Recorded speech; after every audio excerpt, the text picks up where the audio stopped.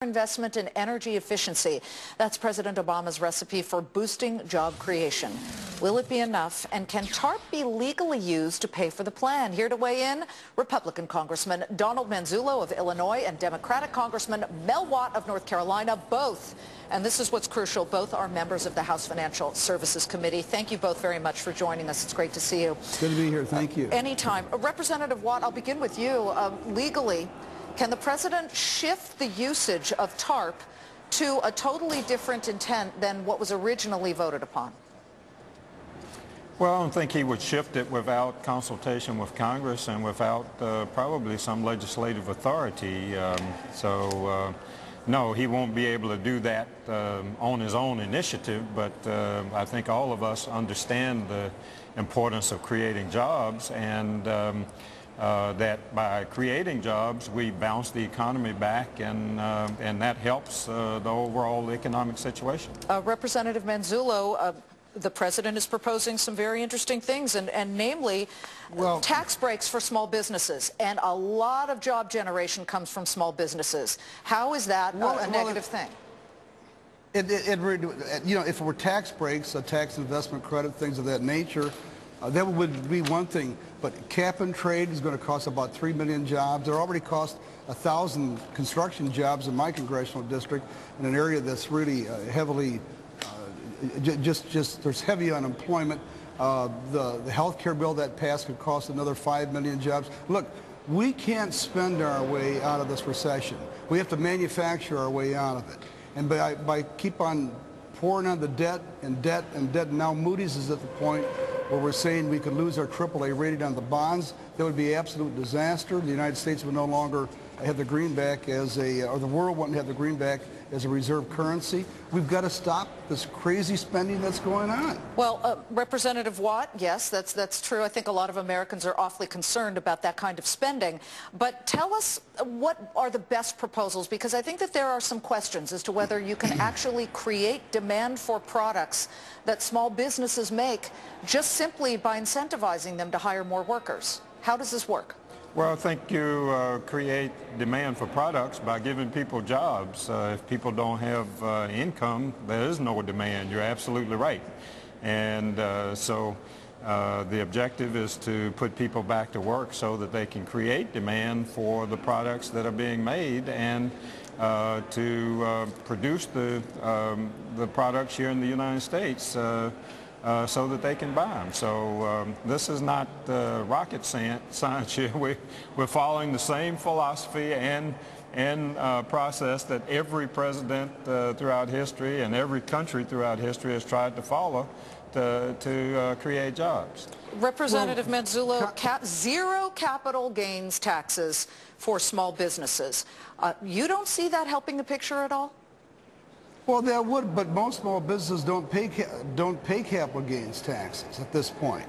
I mean, first of all, there shouldn't be any type of an income on that type of a gain anyway, either on interest that you earn in a bank or on capital gains taxes. And businesses today are doing what they can just to stay above water, but all the regulations.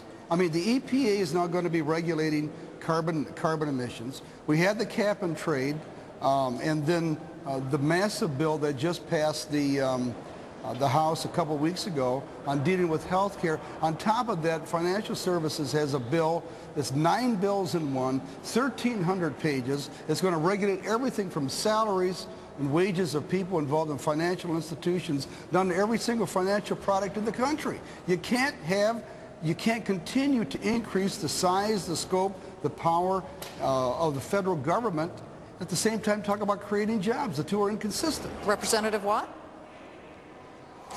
Well, I mean, he's covered a lot of territory. I'm not sure exactly how to respond to you know. Well, it's a lot of spending, and it's a lot I thought Republicans supported zero capital gains. The last time I checked, that's correct. You know, that was, and that's what the president's supporting. That's good for small businesses. It's good for businesses. So, and that encourages people to employ, but right? you can cut taxes all the way down that you want. The problem is you increase taxes by increasing all these regulations. Oh, I don't agree with that. We got to restore confidence of the American people in the financial services markets because they've lost confidence. But now, and one of the ways to do that is with appropriate regulations. Now, we can't all of a sudden start pretending that the financial services industry didn't have a meltdown last year. Except, Mel, that the Federal Reserve already had the power to stop these subprime lines. But they didn't do it. But they didn't do it, and so this bill gives them more power. Well, so it gives a consumer financial protection agency more power that goes to work every day looking out for the consumer. Let me jump in here. Let me jump in here. Representative Manzullo. We're talking about 9 bills at one time. Do you really believe that we should simply let things continue so that we might even have a repeat of what we saw with October of 2007, credit default swaps running wild, derivatives going crazy? That won't be what brings us down the next time. It'll be something totally different. No, we agree on that. Here's the problem. What started all of that was the easy money. Was allowing people to buy homes who had no down payments and were allowed to go to closing with no proof of their income. That was insane. That went on at a lunatic level. And everybody knew that there was a train collision coming at the end of the tunnel somewhere down the line. And once we tighten up those regulations so that people have to have a stake in what they buy and they're able to afford to make the mortgage payments, that would stop that subprime Very quickly here, Representative Watt, when does the spending stop?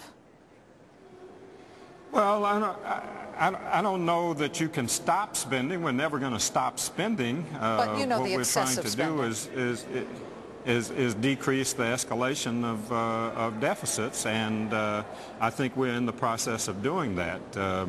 Well, that's like slowing a train from 90 to 85 miles an hour with a brick wall 10 feet ahead of you. Okay, we'll leave it there. And slowing it to 50 and 40 and Gentlemen, 30 and, it is so every mile per hour it's this kind counts, of discussion that actually helps the situation we're never when we see agree them. on it, Look, they're still going. Okay, when we're done, you guys keep talking and come together on some things. We'd love to see that. No way that's happening.